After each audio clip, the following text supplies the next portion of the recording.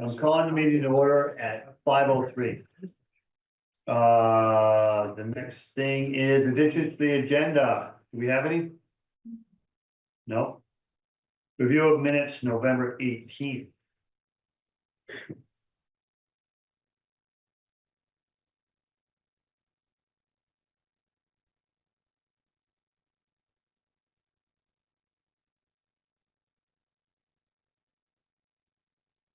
Make a motion to accept the minutes. Second, with discussion. Under the Hudson House on page 1, the select board is deciding, instead of deciding on selling the house as is, I'd say deciding whether to sell the house as is. And as doesn't have to be capitalized. Or Yeah, is doesn't have to be as capitalized. Yeah. If you're getting picky. You have any more? No, I can see it over here. although I might find something as I quickly look through these again.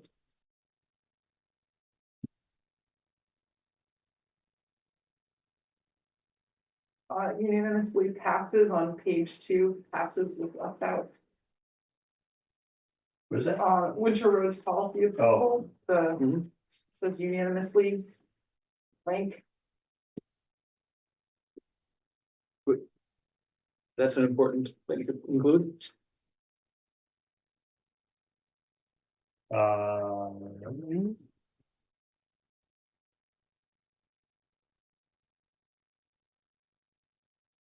You see, we need a reason for going into the executive session.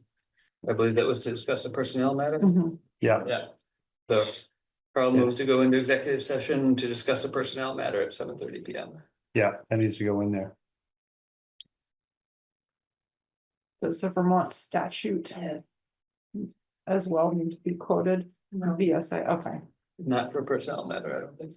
interesting. Or no, not in general, but it's not bad. It's a good practice to quote it. Okay. I remember that as feedback when I was Yeah, admitted yeah. here. Anything else?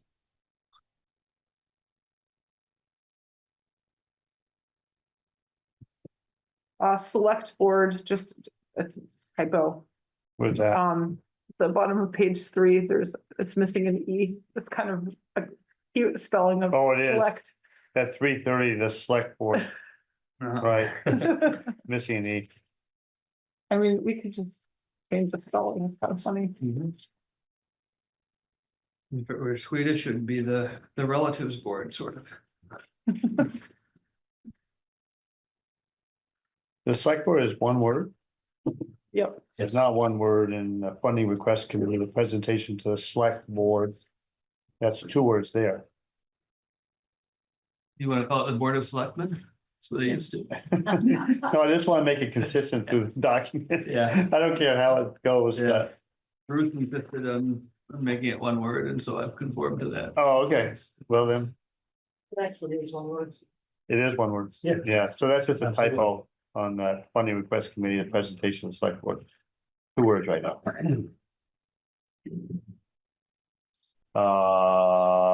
Any other observations, corrections, omissions? All those in favor? I say aye. Aye, the ayes appear to have it, they do have it. And that's. We voted on passing the minutes as amended. As a minute. Yeah. Public comment. Do we have public here? No public? Everyone's here for a specific reason? Or agenda item? So 5:10, scoping study for pedestrian bicycle connection. Ben McCall, he's on our screen. Ben, you have something to say to us? Well, you should have a page in your packet that kind of summarizes the situation. I'd be happy to do that verbally as well if you'd like. I'd also be happy to not if you would not like. Sure. I don't know if I have that. Yeah, it's pretty clear. I read it. Yeah. Pretty clear, we see it. It's nice to have a oral summary of it. Absolutely. Yeah, give us an oral sum, justify Okay. your existence. So basically, the Energy Committee has been discussing, among other matters, transportation, sustainable transportation, and had made note of the lack of a pedestrian and bicycle connection between the lower village and the so-called upper village, the place up by the fireworks place in the credit union.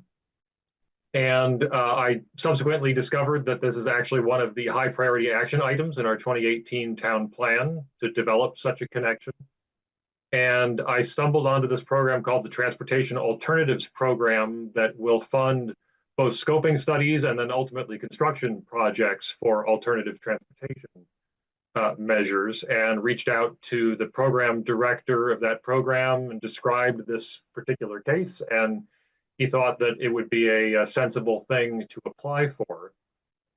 There's a map on that page kind of showing the missing link in that bright green line between Route 2 and Pulse Square up in the upper village, that if there were a pedestrian bicycle connection there, people in the designated village center could walk or bicycle all the way to the Cross Vermont Trail, which will ultimately connect into Montpelier, I guess, in the next year or so, in an off-road fashion.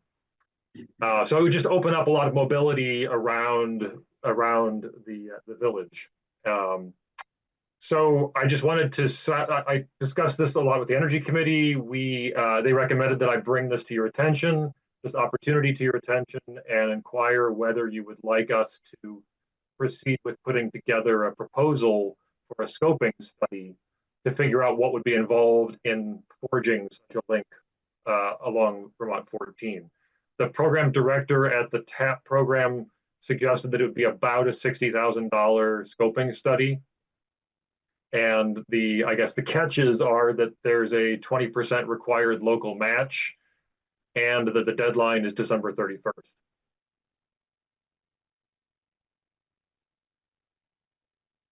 So if you apply and win, it potentially could cost us 12,000. And that's What just were for you the gonna say? scoping study, and then there would be potentially construction.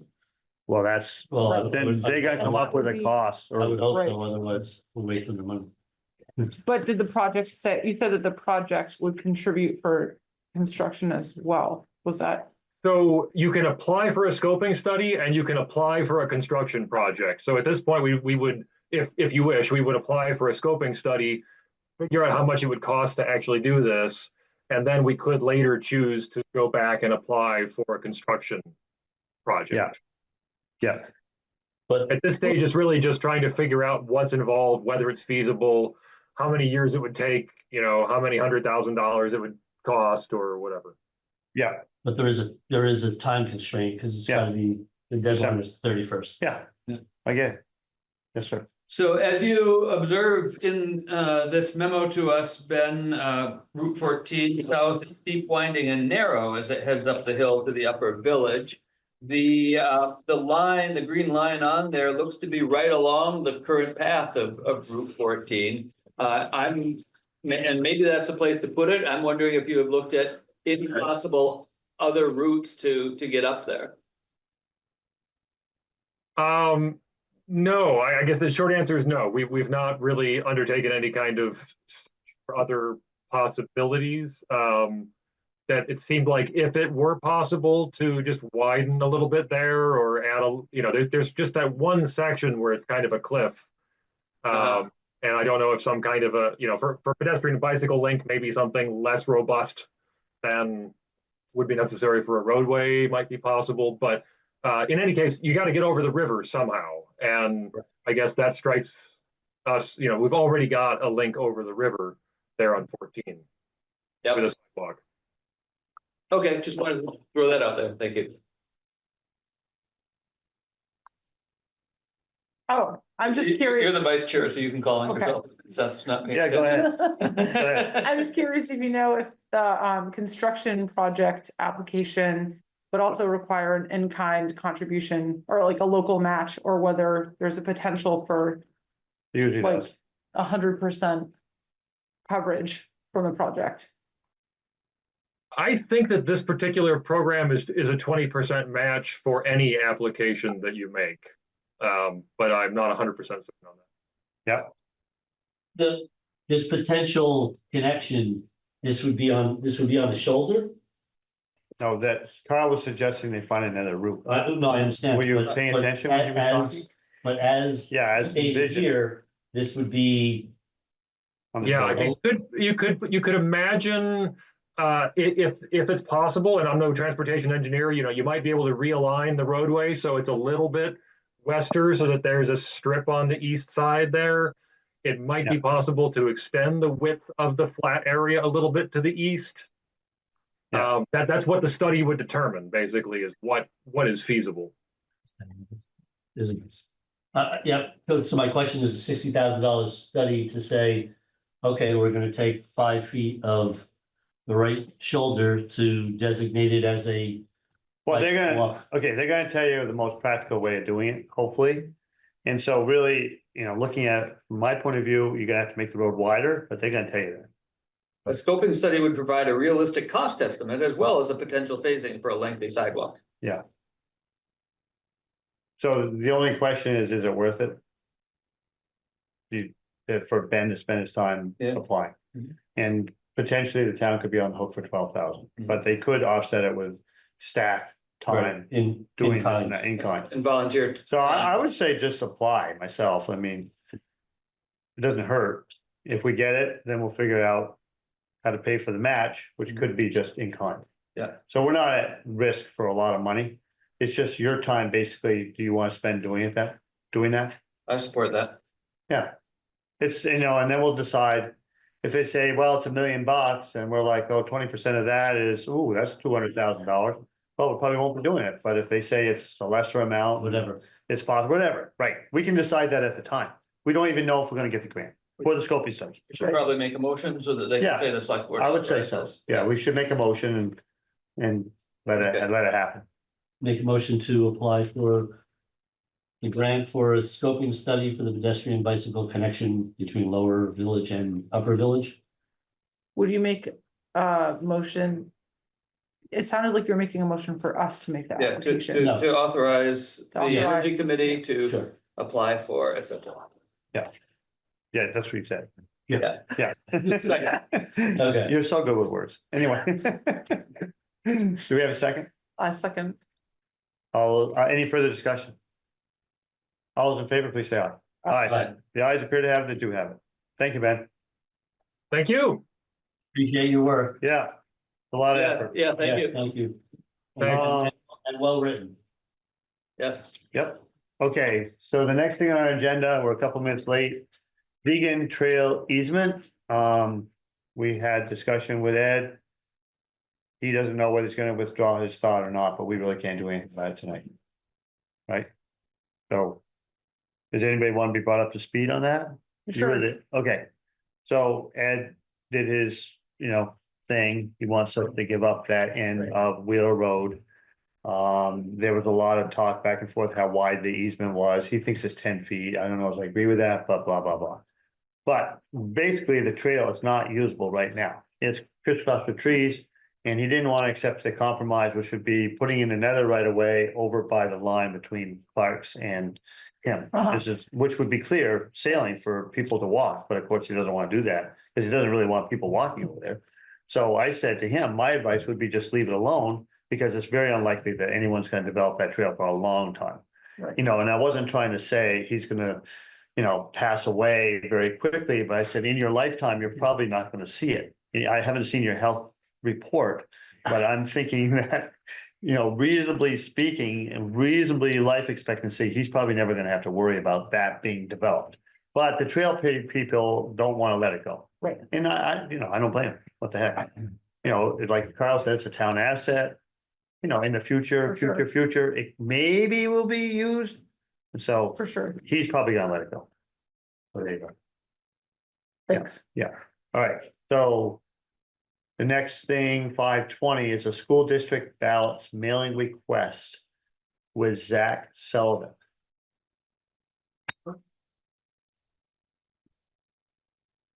School district ballot mailing request. Okay, So this is a request we make every year, like the past few years, to be allowed to mail the ballots for the school district election in March. Out with the town ballots. Yeah. we need to do it the same way in all towns, and the school district would reimburse the town Right. for the cost of sending the ballots. Yep. So, I move to authorize, I have the actual you motion. have a motion? It's right there. I have the motion that was on the letter. Is it in the memo? I move that the town of East Montpelier allow the Washington Central Unified Union School District to distribute ballots for the WCUUSD annual meeting via USPS mail to all active, not challenged registered voters on our town checklist. Second. very good. So she made the motion. Yeah. Yes. Oh, you did such a good job reading that. And Rosie did such a good job. That is the Is there- second. Carl, is there any further discussion? All those in favor, please say aye. Aye. Guys appear to have, they do have it. And you, Okay. it's gonna be controversial. It's vanilla. Yes, well. Thank you, Okay. thank you for being on the school board, by the way, Zach. Yeah. Okay, so the Hudson House discussion with Zach Sullivan is now on the open Does he need to discussion. Does he need to change his hat? Sorry, I'll go. Yeah, okay, so I saw the planning commission recommendation. I'd like to discuss this with you. So you're thinking the town should keep it? From a pure planning perspective, the best, for the best use of that land would probably be to combine that parcel with the cemetery parcel behind, which is very difficult to do anything with. That would give you enough acreage to do, to build quite a bit more housing there than is currently allowed on a 1/4 acre lot. So who's gonna do the development? That's, when we were thinking about what our sort of, what our role, what our place there was to say how would this parcel really work best with the town plan? I think we acknowledge that you're thinking about things in addition to that, how is it actually gonna happen? Are there are water challenges, there are wastewater challenges, so I think there's a real question of feasibility. And I think it would be to the select board. That's sort of where we decided to sort of start and end our, Okay, what our role was. okay, yeah, you're saying in a perfect world that could work for some development. Yeah, And the town, see, that's where I'm confused, because it looks like the town would be in a role of developing, but that's not our role. So what we're hoping is to sell it to somebody that could develop it, yeah. And so- because we're not in the development business. Yeah. And I realize we considered that with Little Power Farm property, maybe that was this part of the decision that we're not in the development business. so the other thing, I just want to tell you some things from our perspective. Is that we thought we should keep a right of way down through that property. So in case we wanted to potentially develop in back by the cemetery on Hull's property, because there is some lots down there that could be developed. So if we needed access to that land, we were gonna keep a 60-foot right of way, which is basically where the old town lot was. Okay, I guess the planning commission didn't realize that part of the discussion was around, Hall's property. We thought it Yeah. was solely about the other town owned lots. Yeah, okay, so. So a couple of things have entered our discussion. One of them is the cost to take down the house, Yeah. which is expensive. It's $90,000. Yeah. That's 3 cents on the tax rate. So those are the kind of discussions that we've been having, is because we didn't want the taxpayers to, to have to front up any more money. And potentially the place is worth some money. Yeah. And a fair amount of money, actually. So all this could work to the taxpayers' advantage. And as far as development goes, we were thinking that someone could buy it and potentially develop housing there.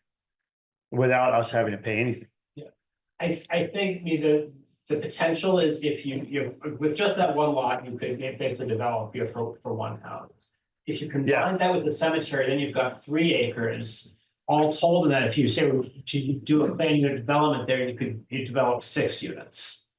Okay, so we're gonna, if we can move forward with our plan. Yes. I think that what you're saying is we should include as much of the cemetery land as we can with that lot. To Yeah. make it bigger and more attractive to a developer. that's not a thing that the planning commission considered, but I think that very much fits within what we Yeah. were thinking, yeah, if we Right. could, you know. And Well- I don't know the legalities around the cemetery, if that could be, but yeah, I think that if you, the more land you can include, Yes, the more development potential you have. right. For, you know, for the Yeah, entire thing. so what I'm trying to do is meld your thoughts with ours. Yeah. To make it acceptable and to make it work. And to also keep the taxpayers off the hook for any further activity on that lot. Yeah. So, So I'm trying to figure out, I mean, the cemetery is in town ownership. Yeah. We've said that the town is not interested in getting into real estate development. So under your thought, would this town sell off all or a portion of that cemetery to a developer so that they No. could have more acreage? no, but if you see this right here, Carl, Yeah, see, this is all town owned. yeah. Right, And so we then the could- gravestones start right about here. Yeah, but we're not gonna include gravestones. Good. Just to calm you down. Yeah, yeah. But if we have a surveyor in here, we could potentially make this lot like this size, Yeah. okay? And would that be enough land? Yeah, that's, so where are the increments for getting enough land for a PUD? It's, I mean, it's basically a half acre increments. Okay. Each additional, you know, acre, each additional half acre you can include. Yeah, Is it, you know, is one more unit you can then build. but on a planned unit development, you're talking half acre per unit, Yeah, okay? so what it is, you've got all this land that, you know, that's in the, it's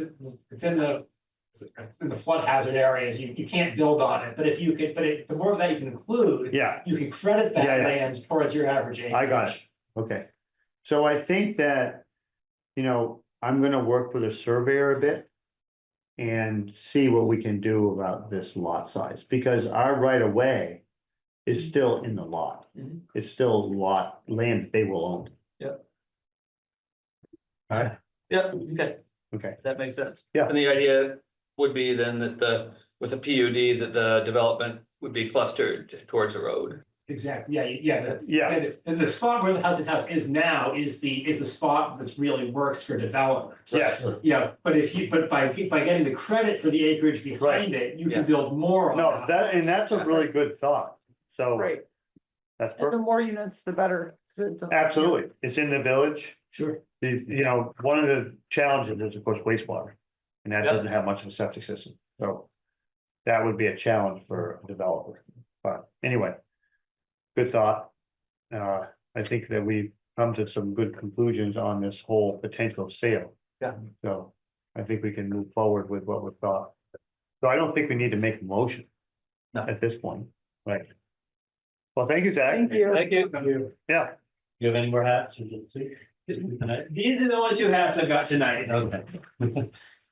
You can go home and be. I- You can put your dad. I hat on. have meetings for both of my hats this week though, so I'm gonna try to spend as little time here as possible. oh, well, thank you. You can go home and put your dad hat on. Yeah.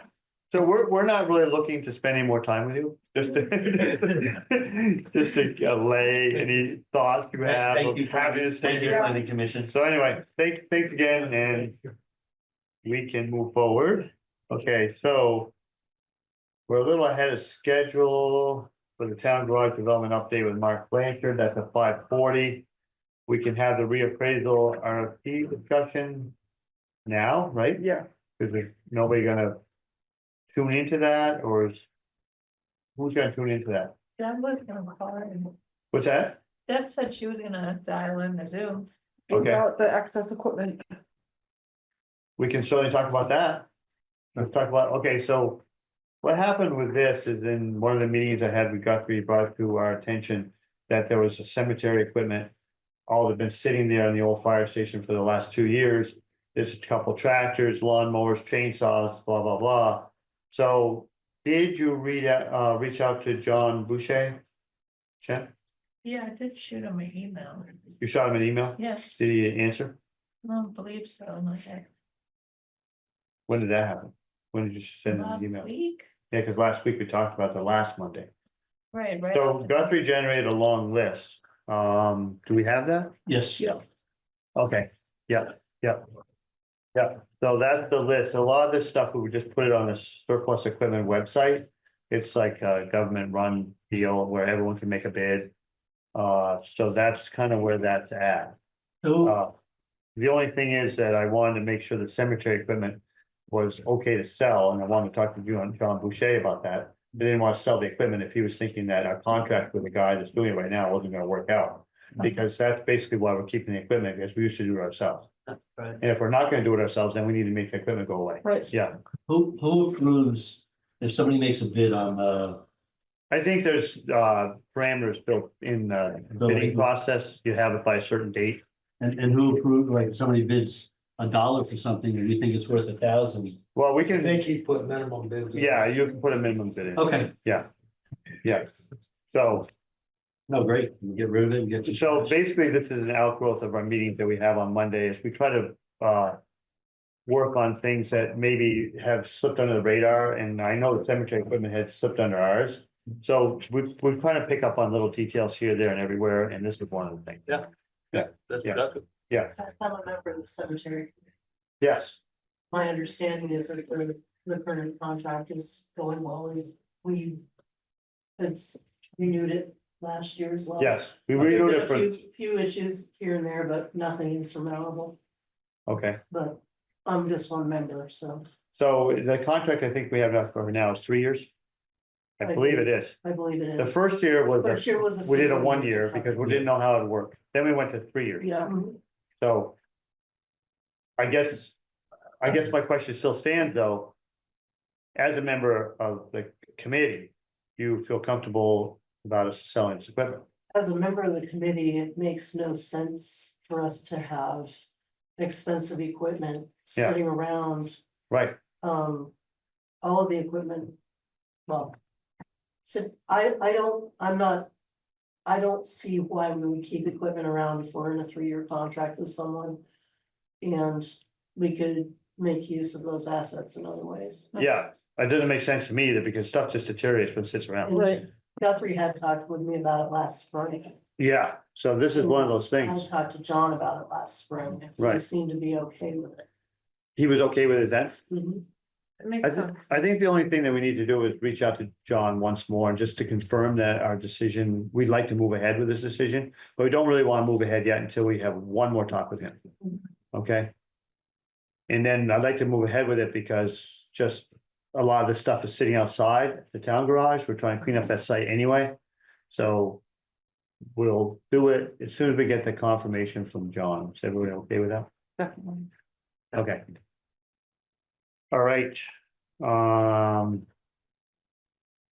See, cross that off. And we do have, You have some people on. yeah, we don't have Mark on that. David Roy's here. I don't see, Debbie's here, maybe for the reappraisal. Deb's on there for the reappraisal. We can have that discussion. You want to do it? We don't expect anybody else to come in for that? I can ask Jen. I don't. I think it's just Deb. Just Deb. Okay. Deb, can you hear us? I can hear you. Can you hear me? Yes, we can. And you can hear my dog too, of course. That's fine.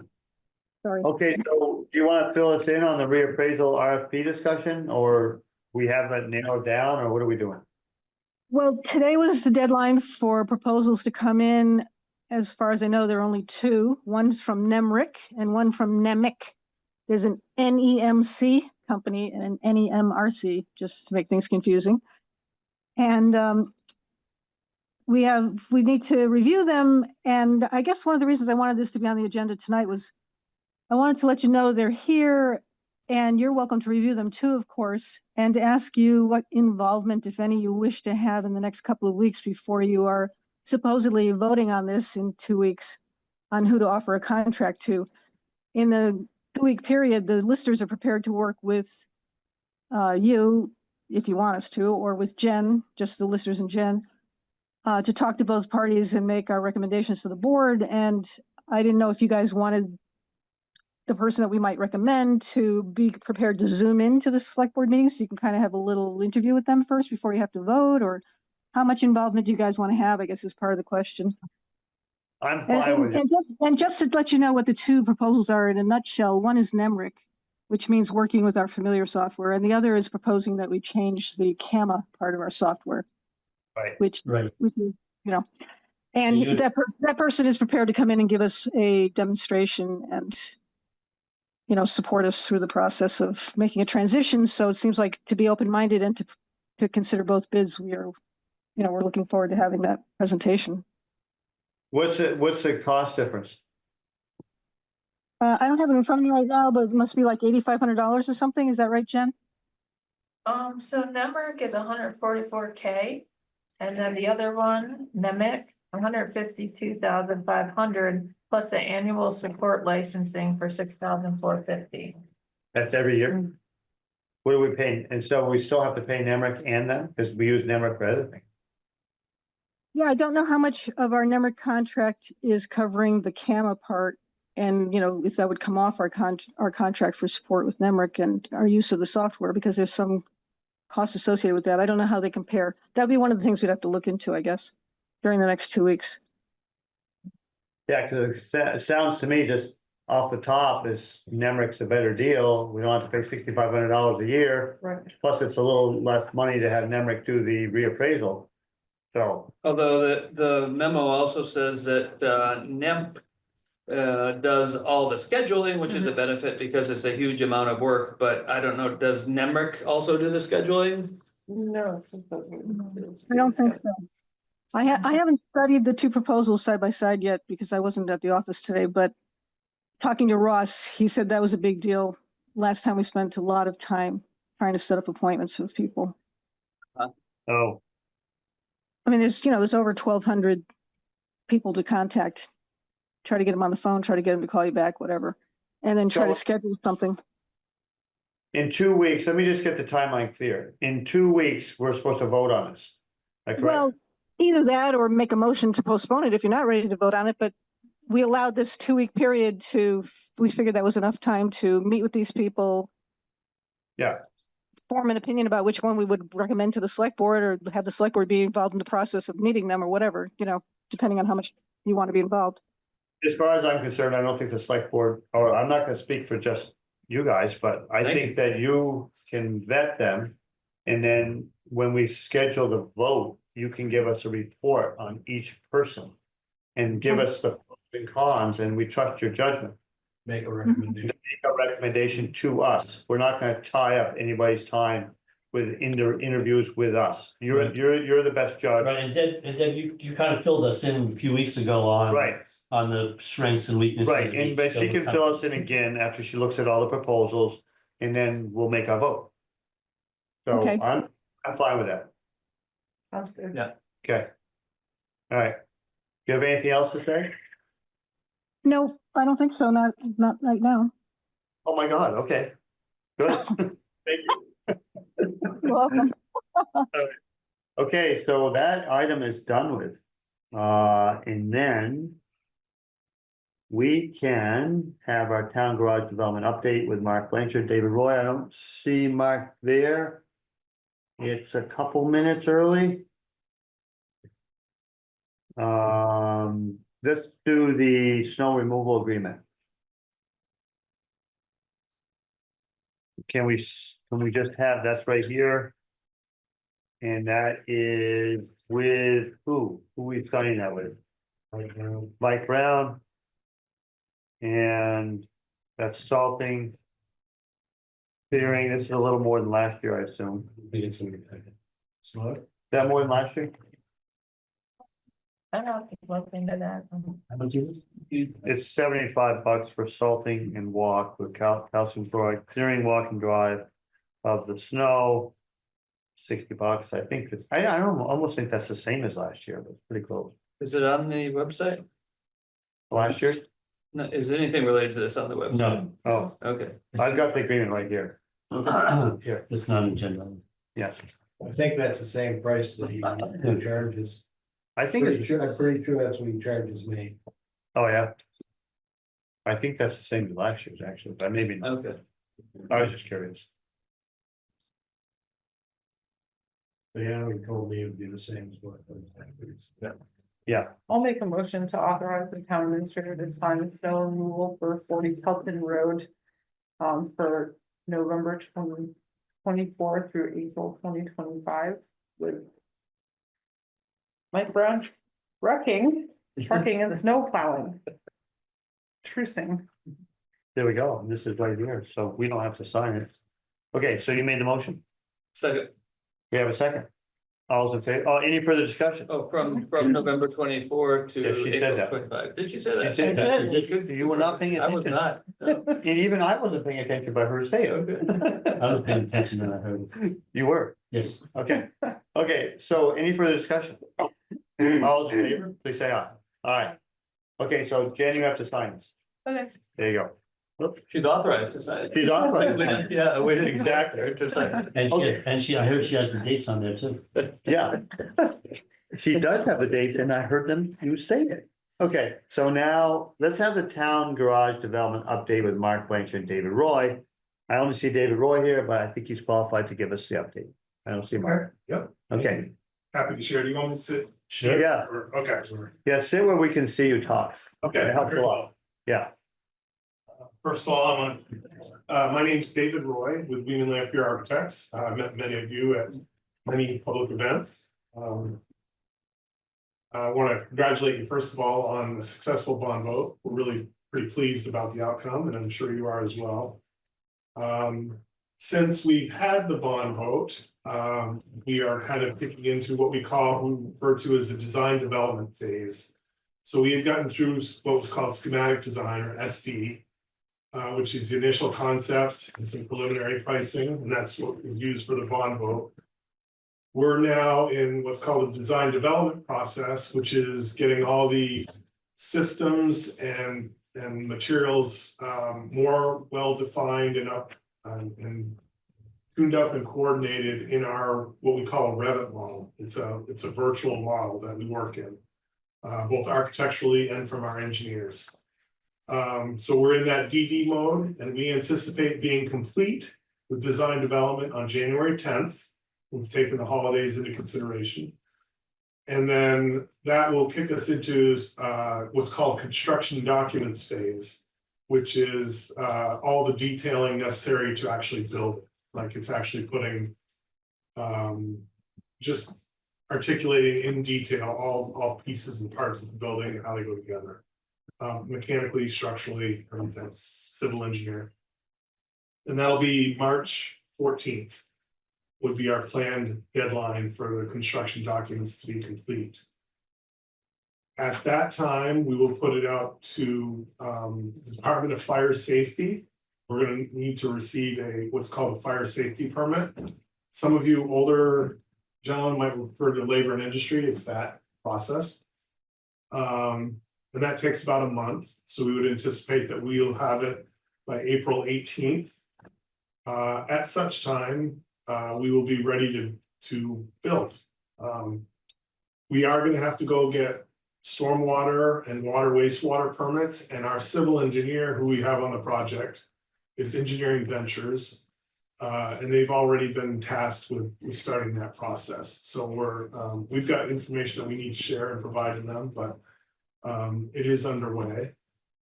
We had a meeting.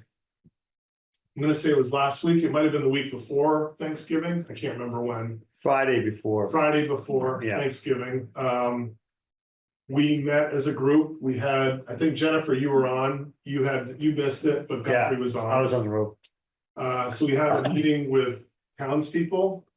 Our civil engineer, structural MEP engineering group, and everybody that's going to be participating in the design of the project. And it was a kickoff meeting for DD. So they are now underway and starting to refine their design, their concept work, in order to get to this January 10th deadline.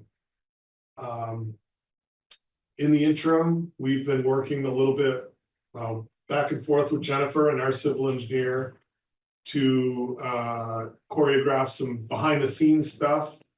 We have to have a topography done of the site, and you guys authorized last week, I believe, or the week before, whenever, last Monday, To authorize him to proceed. He's gonna begin his work tomorrow morning, 9 o'clock. And I think Guthrie will be there, or sounds like he would, so. So he's gonna do we've used what's called LiDAR, which is rough topography, just based on aerial footage. This is more detailed and more precise. Once we have that, our civil engineer is gonna come and look at places that we can do wastewater design. Look at possible well locations, geothermal wells, as well as the domestic well. And do things of that nature. I have sent out what's called an RFP, a request for proposals, which you're probably all familiar with, for geotechnical services.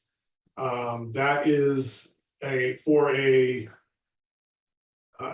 use a soil boring rig, much like a well. But they go out and take split cut samples of the soil, and they go down to 50 feet, and they determine the strata and soils for suitability for our building.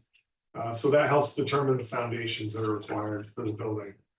And that is underway. So I should be receiving those bids. I'm gonna say probably by the end of the week, safely by next week. I'll have those bids in hand, which I will share with you. And they've gone to SW Cole, Geo Design, and M&W Soils. So we'll have some comparisons that I can share with you, and we can make a decision, or I'm happy to go with any one of them. Trying to think if there's anything else critical to have. What about the survey thing? Because we've been going back and forth about that, right? The survey, I think they have to do a survey of the two parcels and merge them. a boundary survey, Yeah. my civil engineer, once he has the topography, Yeah, that will also have the meets and bounds of the property. okay, And we'll have to go through a process to eliminate that property line that yeah. bounds the two units. So that'll happen subsequent to the top. So all we really gotta do is take out that property line. Yeah, it's very easy process. Legally, it's very simple. Yeah, we can just do it with a boundary adjustment. Yeah. Yeah, yes, sir. Do you have a gut feeling on how many bids we could potentially get for this project for the construction? How many companies would be willing to? That's a good point. I want to talk about a different delivery method also, but I would anticipate we'll get 5 or 6. So I've been trying to think in my head about people that are close to this area, capable of doing the work that we've worked with in the past, that I would be comfortable to work with. There's EF Wall, Connor, DEW, REARC. There's a bunch. I would anticipate we'd have 5 or 6 invited bids. And Yeah, I'll make calls to solicit from people, but that would be the starting point. I would say we could get good coverage. And I'm seeing a lot of desire, like contractors are starting to come to us and say, this project fell through, we could probably use some work at such and such a time. So which is a good indicator that competitive, exactly. and so will you bring those proposals to us? I will. Yeah. I figured you would. Yeah, everything will be shared. It's an open book process. I do want to share, we can do it as a competitive bid process, which is low bid gets the project. Or we could do what's called a construction management approach. So a construction manager, we could hire on early on in the project. And they become part of like the three-legged stool, they become one leg. It'll be the owner, the architect and team, and then the contractor. And we work together for delivery of the project. So construction manager gets a general contractor on board earlier in the design development phase. And we work with them to help establish pricing. So we want to have a CM that's got a good estimating department that can really work the numbers and is good with numbers off the street.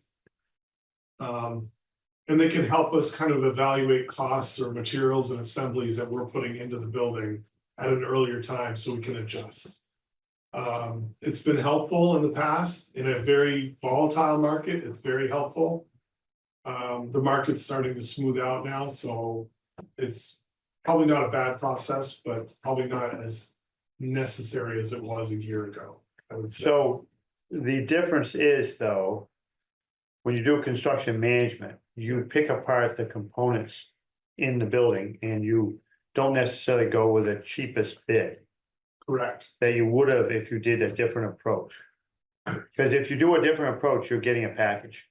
If you say, oh, I'm bidding this job out, You're getting exactly what's on the drawings. you're getting, and they get the choice of who they use as individual subcontractors. That's exactly right. Right. Yes. Yep. Yeah. So in the CM process, there's an upfront. I'm gonna call it a cost. It's not really a cost, but it's a fee for the pre-construction services to estimate the project. And then for the overhead and profit, which is what they work on, their margin for profit. And that's all established up front, and that will be competitively bid. Yeah. We'll ask for those numbers up front Yeah. so that we have apples to apples comparison amongst the 5 or 6 that we choose to bring to the table.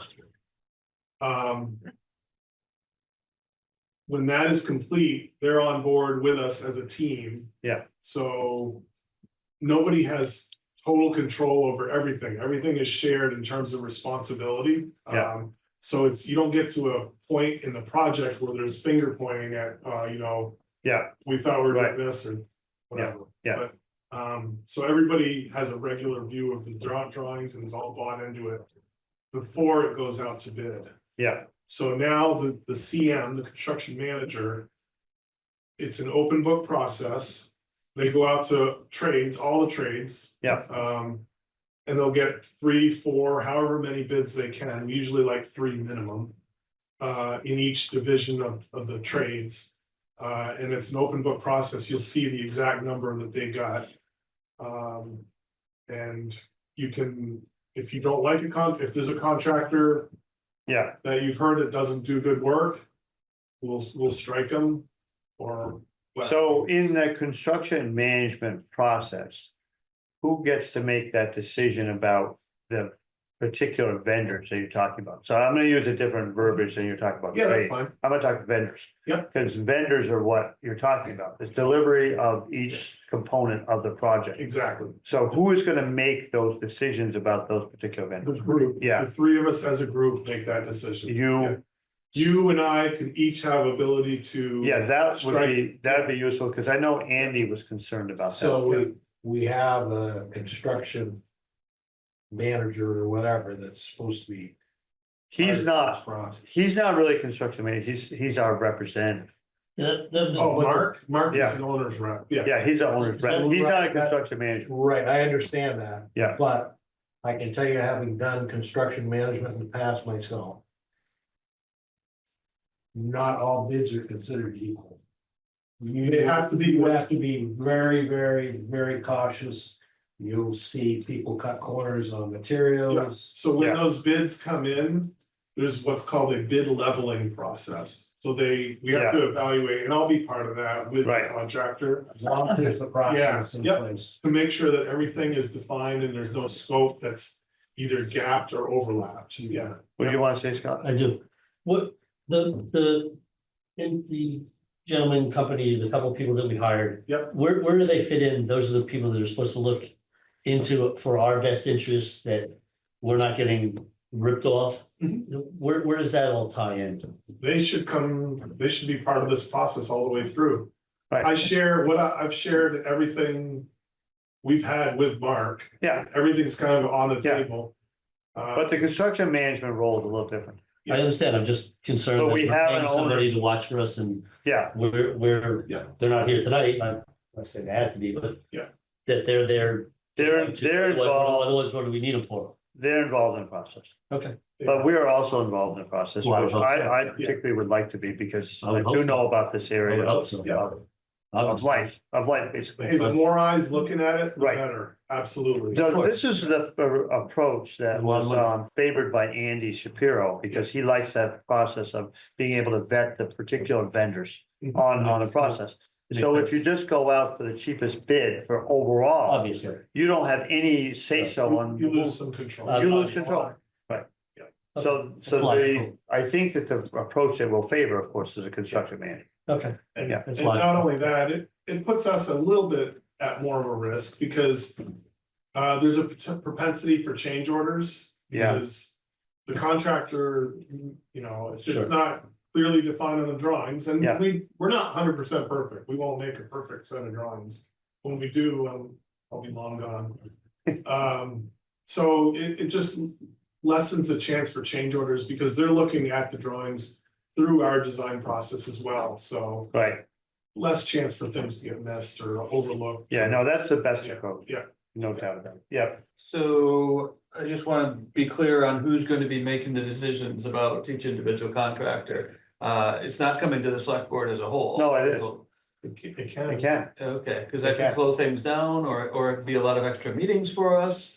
It'd be Or, worth having a special meeting, cause it'd be a lot. yeah, I mean, I think that makes sense. yeah, Yeah. I mean, we do have Andy involved, and he's great. yeah, Is is this a decision where we'd be making a whole bunch of decisions the same day for the various I contractors? wouldn't say a whole bunch of decisions. there'll be some, So what we'll do is we'll receive a qualifications package and a fee package, which I'll share with you. yeah, And there might be 5 or 6 of them. And I'll ask you to go through there. yeah, I'll let you read them, but I'll have my opinions as we can Yeah. talk through them. Yeah. And then I would suggest that we select 2 or possibly 3, the top 3 to interview and talk to. Yeah. And the reason I say that is because I wanna know who the supervisor is that's gonna be on the project, on the site daily. Yeah. Because the project manager is important, the guy at the office, but you wanna know the guy at the site who you're gonna be dealing with on a regular basis constantly. And I think the personalities come out in the interview. And you'll either feel really good about a supervisor or not.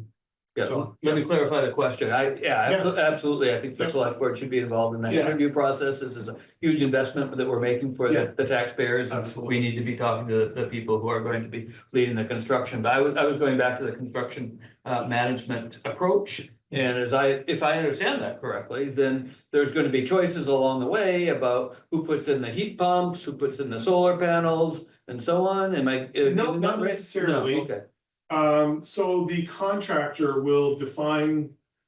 There's bid packages which they send out to all their subcontractors, so they'll send, all right, the mechanical guy is gonna do. Is he gonna do the all the HVAC stuff, including the floor, or is that a different guy? They'll try and package things in a way. To define the scope for the subcontractor bidding it. Mhm. So, oh boy, it's hard to explain.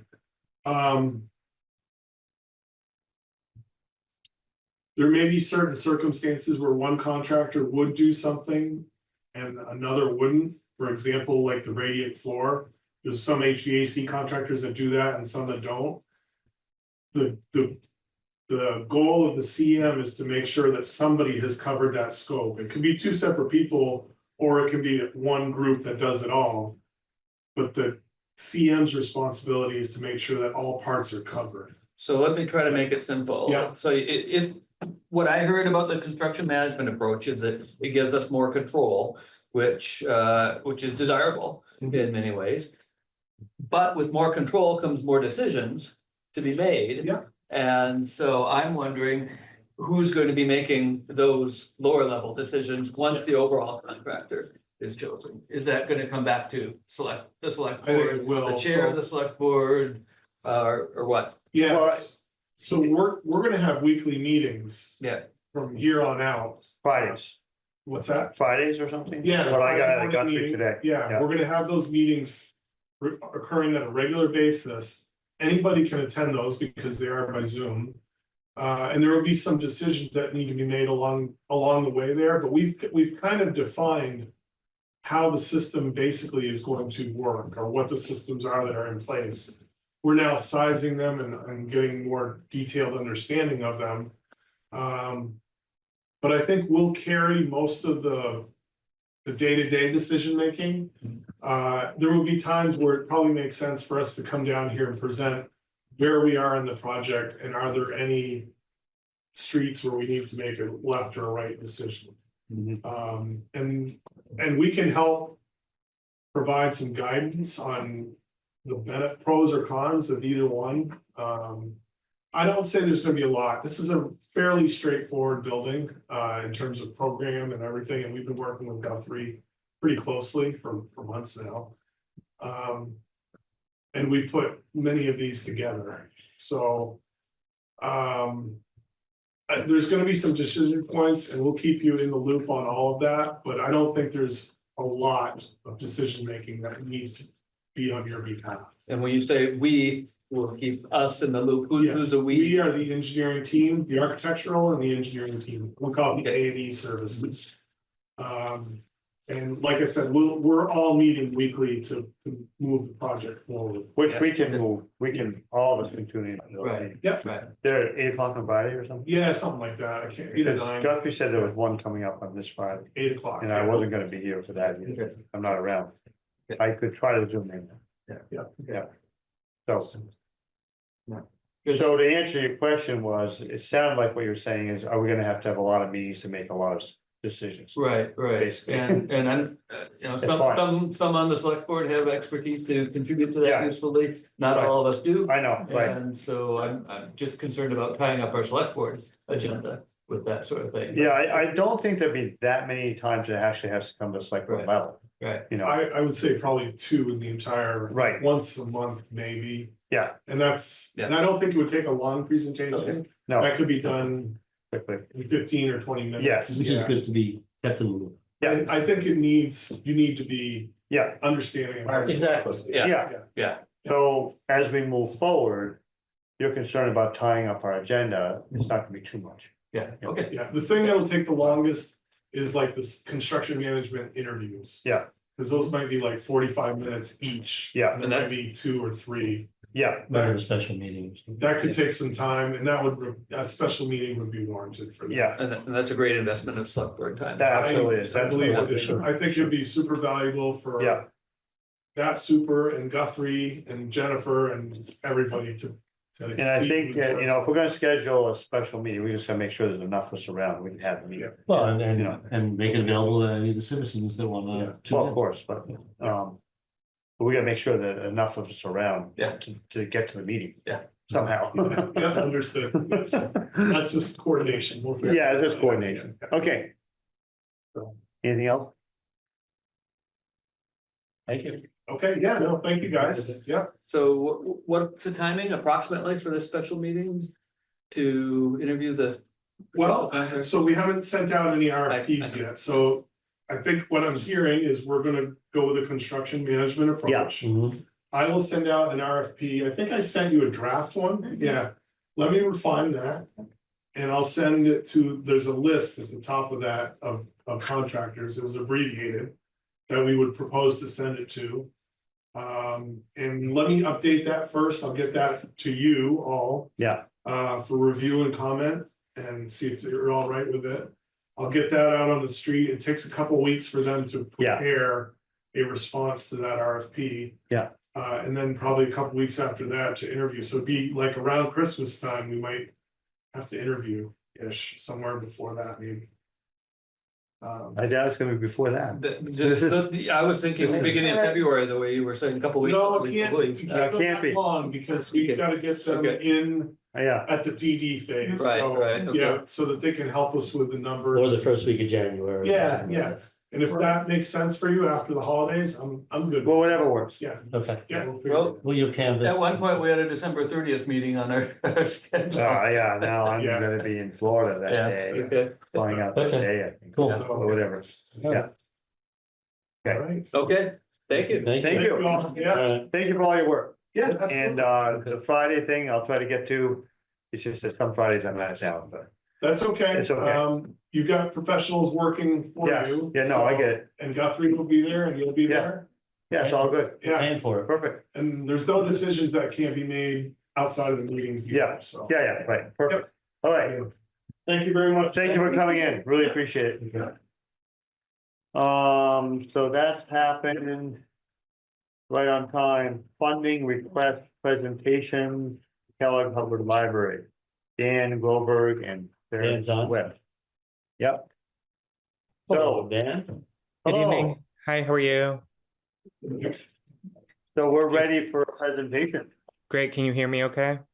Well, Yes. Yeah. perfect. Wonderful. Thanks so much for your time this evening. It's an honor to be the director at the Kellogg Hubbard Library and to serve the residents of East Montpelier and the 5 other towns in our service area. We, in the last year, served more than 700 patrons from East Montpelier, and that's just card-holding members, not to mention people who attend our programs and just use the library all the time. Sarah Swift, who's joining me tonight, is the East Montpelier representative on our Board of Trustees and is always available to anyone in East Montpelier who has any questions or feedback for the library. It's been certainly an interesting last year, challenging, but with a lot of opportunities. As I'm sure you know, we're still recovering from the flood. The total bill is about $2 million in flood recovery to rebuild and to move our systems up out of the basement. So when there's a future event, we'll be more resilient. So that's been a big project, but it's also presented some opportunities to add some new small meeting rooms that will be really useful, a little phone booth, because we increasingly have people using the library as like a co-working space. And we are adding air conditioning in the building so that we can continue to be, so that we can operate as a cooling center in, increasingly hot summer. So a lot of big building projects going on, but we're also have been doing a lot of programs. We have some new options for our collections, a new magazine service and video service that provide a lot more options for people. And we're about to switch to a new catalog, which will make it easier to find and request materials from several libraries across the state. So basically making the interlibrary loan process a lot easier and more accessible. So you'll be able to access hundreds of thousands of items from libraries across the state more easily. So we're really excited about that. And programs, we really try and reach out into all the communities we serve. This summer, we did a story time at the East Montpelier Fire Station, which was great and well received. We did a big program in partnership with Vermont Humanities at U32, where we had the entire 8th grade class attend an assembly with a National Book Award finalist, a YA author who came and did a writing workshop and did an assembly for the students. So we're really serving a lot of people. We have hundreds of people coming in the doors every day, literally. More than 150,000 people a year come in the library. We're partnering with the basement to bring the Basement Teen Center into the library from its previous home at City Hall. So really excited to be serving that sort of middle school population after school. All sorts of fun things going on. I'll let Sarah speak to how she uses the library, and then I'll talk a little bit about our funding requests and answer any questions. Hi, everybody. Thanks so much for the time for Dan and I to talk to you this evening. As Dan said, I'm the trustee from East Montpelier. I love the library. I go down there and just, I'm been retired for a couple years now, and I just go down there and hang out and read. The library comes alive every day at 3:30. There's an after-school activity for kids, an hour and a half structured activity every weekday. I use some of the library services, some of the book, print book services. I just wrote an article for, in terms of communicating with the community, just wrote an article for the East Montpelier signpost on how to access some of our new services, which Dan talked about. Some of them are digital services and kind of a walkthrough about how to do that. I'm happy to talk to people about that. I'm happy. The library staff is great. They're always available to talk people through that if you give a call. So we have audiobooks, we have ebooks, we have films and TV series. So some of that will be in the signpost, and I try to put every 2 week update on events and what's new in the library in Front Porch Forum. So that's another place to communicate to folks about what's going on. And I'm always available. I can be emailed in Front Porch Forum and accessible to people if they have any questions. Yeah, and so on the funding request side, we're seeing our Hey, Dan. expense. Hey, Dan, I have a quick question for one of the Sure. two of you. Do you course. have any interaction with our elementary school? We do. Yes, we go to all the elementary schools every year in the fall. Like each school does it a little differently, but they have like an open house kind of thing to sign kids up for library cards and introduce them to library services. And then we sometimes have field trips. We sometimes do story times in the school. So yes, we do. I can certainly follow up with more specifics from our youth librarian, but we definitely do at least one activity each year in each of the elementary schools. Okay, great. Thank you. Yeah, so our expenses, like many of you, are being driven by inflationary pressures and especially health insurance costs. Our health insurance rates are increasing by 24% next. We're on Blue Cross, 23-24% next year, which is a significant increase. And then labor costs and everything else, and really trying to hold the line wherever we can. But those benefit costs have been really the big driver. We're requesting a 5% increase in our contribution from East Montpelier, which is just under $2,600. And that matches the sort of percentage increase that we're asking from the other surrounding towns. And of course, we ask significantly more of Montpelier, understanding that the geography makes it easier for Montpelier residents to access the services. But the per capita request is $21, which we use that figure because the state collects that figure from libraries statewide, and the statewide average is $38. So we like to say that East Montpelier residents are able to access this really high quality library with a over $1 million budget for only a $55,000 contribution. So you're getting really, I like to think, great bang for your buck versus having your own library. Any more questions for Dan or Sarah? What's the total budget? Our total budget is, well, we're projecting out to our fiscal year 26, which we're on the same July 1 fiscal year as you. So it's not finalized until the spring, but we're projecting out a little bit over 1.1 million. Yes. Are you still the second busiest library of your type in the state?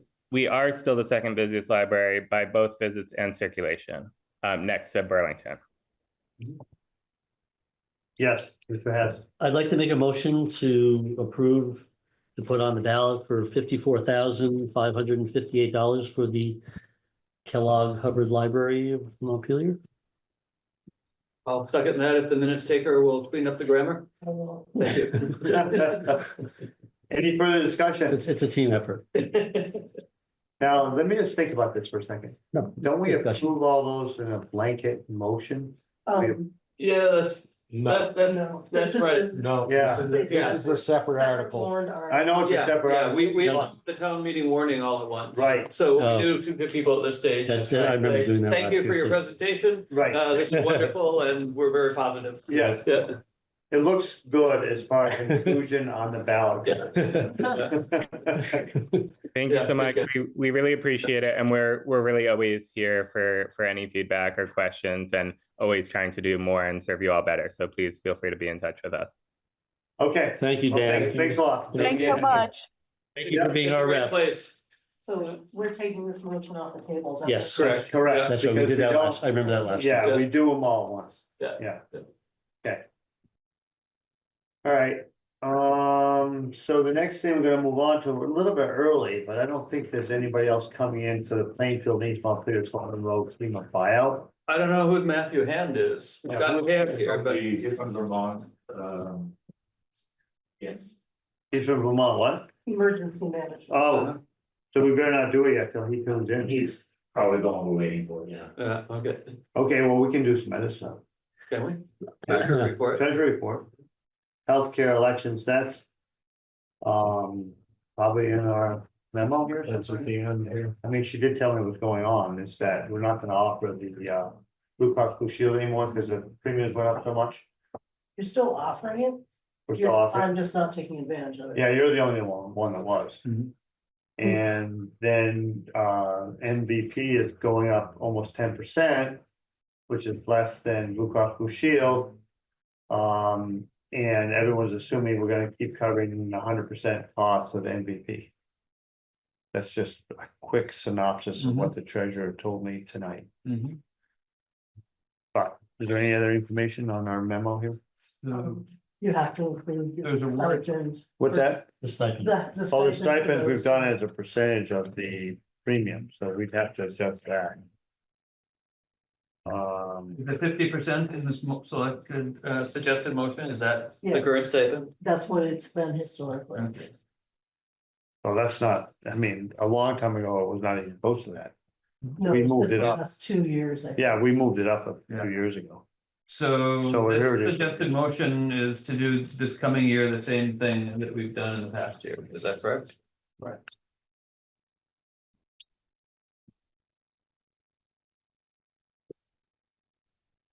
You need more right now? I don't know. It Yeah, I says don't know if you motion need it. needed here. Well, don't- I don't think we need one until. Right. We're gonna approve the budget, it would be part of the budget process. Yeah, because we're still unclear. I mean, we've always traditionally covered, well, we haven't always, but the last few years, we've covered the MVP premium completely because it was a lot less than the Blue Cross Blue Shield. Right. And so we felt, Right. great that our employees chose that. And as part of that whole thought process, we said, we're just gonna cover the whole premium. Well, when do the employees need to make their decisions about what? They have to make them pretty soon, don't they? I believe it's by the 15th Yeah, December. December. So don't we need to make a motion now about what we're going to cover? So that they have that, I suppose When we they- should. Yeah, they make their decision? I'll make a motion that we do the same as last year, cover the full cost of the MVP with the 50% stipend for people who opt out. Yeah. and is that we just had 50%? What did We you have the say that? motion in the handout, so we can go with. You make the motion, but if it's okay with you to offer all full-time eligible employees in accordance with the personnel policy, 100% payment of the MVP Platinum plan, the option of either an MVP or Blue Cross Blue Shield health insurance plan. And a stipend equal to 50% of the single MVP Platinum plan in lieu of a health insurance plan. I couldn't say anybody else. So good language. Okay, I'll second that motion. Any further discussion? So I do have one thought here. It says stipend in lieu of health plan. $6,569. So I'm just thinking, okay, that's probably right, because the stipend that we've been giving Ken is, well, right now it's 300 something, but it is every 2 weeks. Mhm. And that was done because there was a correction made, it's usually 200 something. But I guess if you add that, multiply that out, Divided by that. yeah, it's every 2 weeks, so there's, how many pay periods in 2 weeks, 26, so that probably works out, okay. I just wanna make sure we're on the same page with that. Okay. That sounds good to me. All those in favor, please say aye. Aye. The ayes have it. Okay, that takes care of the insurance. Could I make a quick recommendation for future meetings? Sure. We talked about trying to front load any guests we have. Like, to the very, very, all the other stuff, so try to, just in case we have anything like this, we don't have to sit around for. As best you can. Okay, so let's move on to, we can't do the.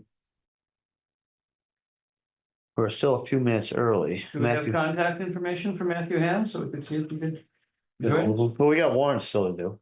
Yeah. Why don't I do those? And we have the town administrator report also. Yeah.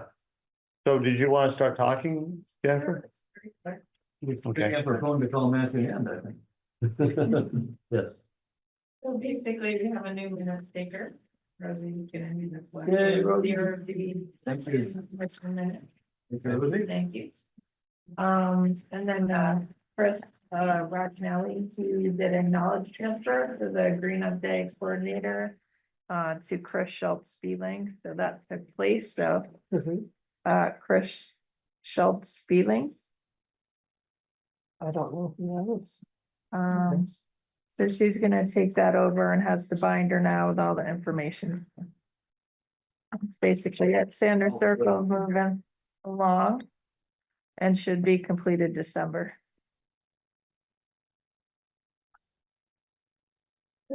Okay. Now you can call Matthew Ham if you want. Well, I can pass around the warrants too. Yeah, well, if you call him Matthew Ham. Yeah, all at the same time. Yeah, Multitasking. yeah. And she can chew gum. Did anyone else feel a huge cold draft a couple minutes ago or? Yeah. Uh-oh. I didn't feel it.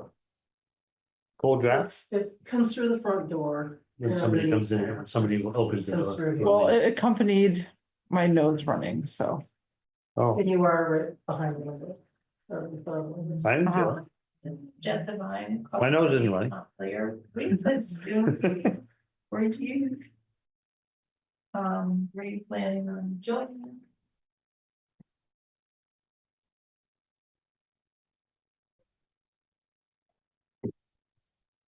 DC construction's taking a lot of money.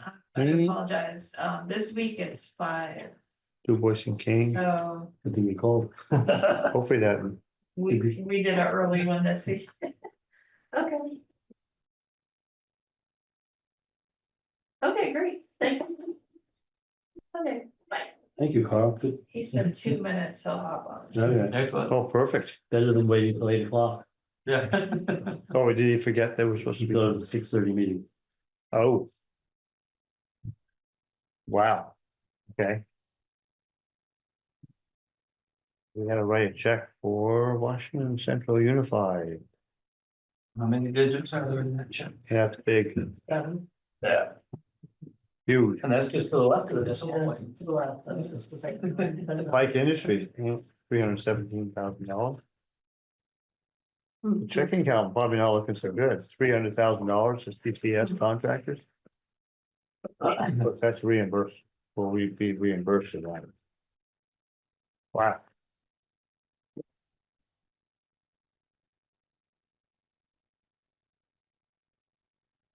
All right, okay. So I'll pass this on to you. I did have a phone call about whether they're gonna strike Town Hill Road before, yes. Too cold now. I think it's too cold. All right, it's supposed to warm up This is some, this is before the snow, so right, I don't know, I was wondering the same thing, but I thought that was part of the contract. it's a separate, usually a separate entity. I know it's a striping. separate entity, but I thought. Is it part, I don't know. about I that. thought it was part of the contract, but I couldn't. I don't think it is, It's What's not that? part of the contract. right, It's not, They're supposed to do it whenever they have a good spot of weather. okay. yeah. Supposed to warm up next week, but who knows? What's this 70, thing? 80 degrees. No, not that warm. The warmer than it's gonna be this weekend, it's gonna be cold. Hmm. Yeah.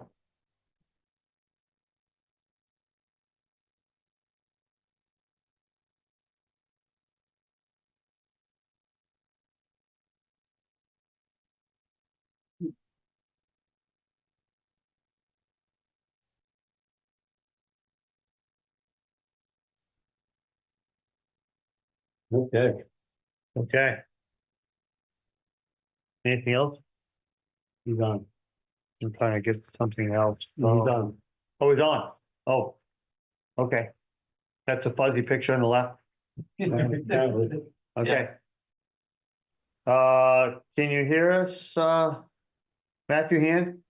Yes, I can. Okay. So are you updating us on FEMA buyout of the property on Coburn Road? You want to sit at the table there? Certainly.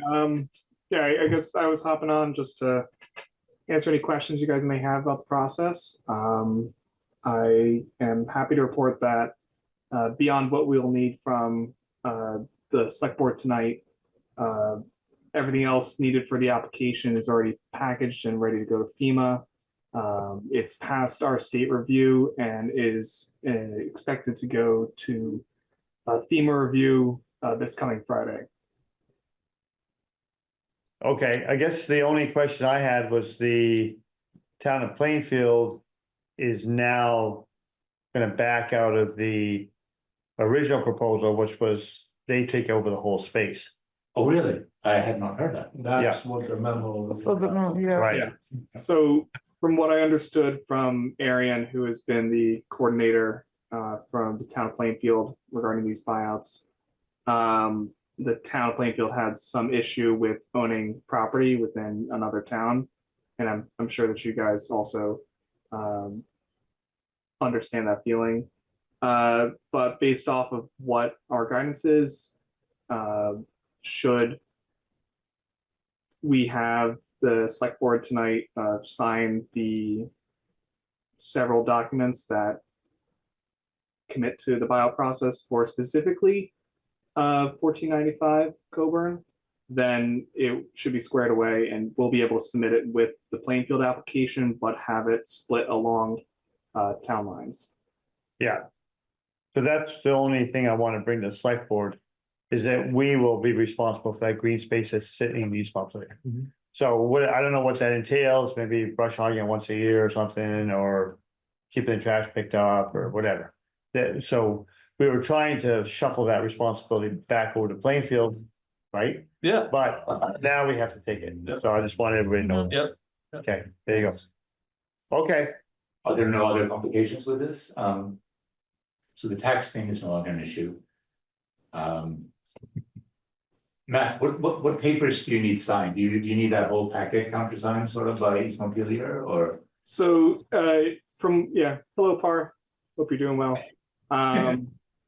From what I can recall, or anything that the town of Plainfield would have signed, the town of East Montpelier would need to sign. So I'd be happy to type that out in the chat just so I have it written down somewhere in case I forget one. But I could just, I have your stuff pulled up right now.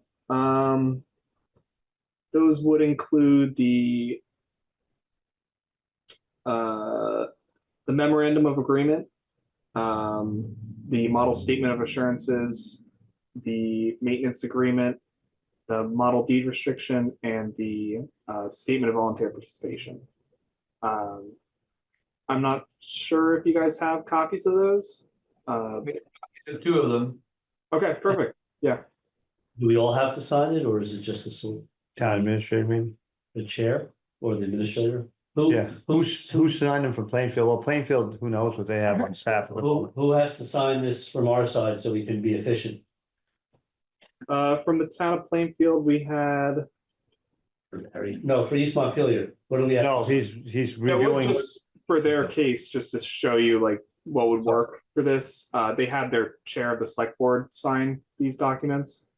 Okay. So that would suffice, and if the chair is signing, then that comes with the agreement that the rest of the select board is concurring. So we probably just make a motion. Yep. I would like to put on the record that I think it's a shame that a house that's been there over 200 years is getting bought out just because the state and feds don't want to go in and clean the frickin' river out. And that is the issue. I'm not opposed to the project. Oh, no. We know that, but it just really raises the threshold of my eye on it. We would have, I think, raised the riverbanks as well, which. Oh, yes, absolutely. But those two things in combination. Would have prevented it. So.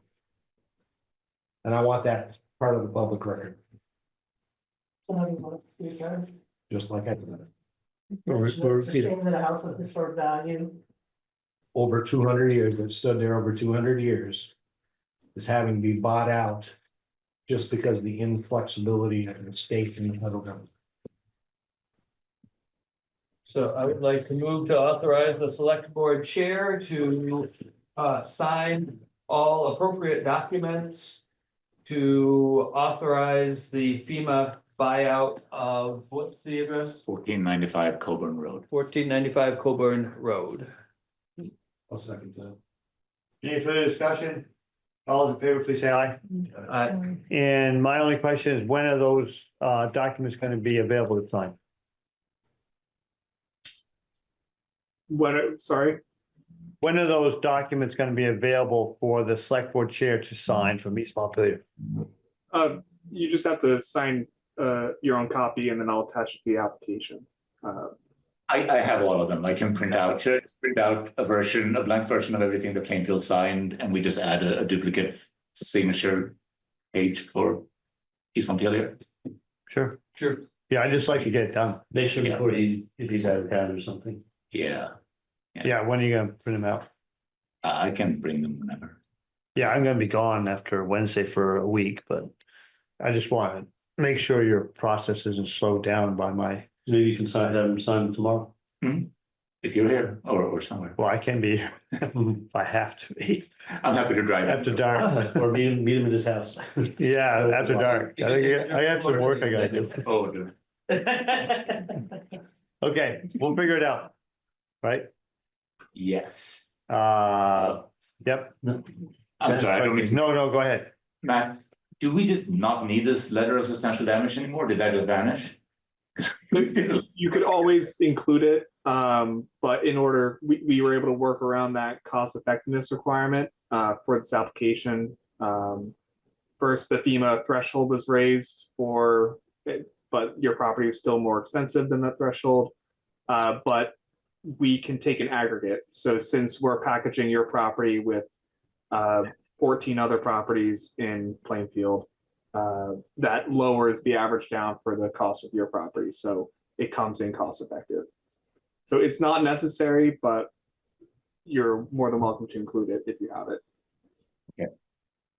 So we got this 2 forms here. Yeah, but he mentioned like a couple more. I know, right. But we do have these 2. Anyway, okay. Any more questions for Matthew Hand? Nope. Sorry. Nope. So you can see on our website, which we already have. We've got the statement of voluntary participation for acquisition of property for the purpose of open space. And then we've got, I can just sign these now. So he's got them right there. We have a printer on the laptop. What do you have? I mean, I have them on the laptop. Okay, you could send them to Jen. Yeah, we can print them now. Yeah, Okay. It's early in the evening. yeah, Oh, okay, good. Okay. Thank you for coming on. Coming on board so we Yeah. can move forward. I moved to adjourn. A second. Seems awful early, doesn't it? Okay, I moved to adjourn at 6:55 PM, which is when we're scheduled to adjourn. That's inaccurate. You seconded it? I did already. Oh, you're second. I'll third it. Okay, you're third. Okay, you seem anxious. I'm not anxious. I'm just, I'm happy. All those in favor, please say aye. Aye. Guys, appear to have, they do have it.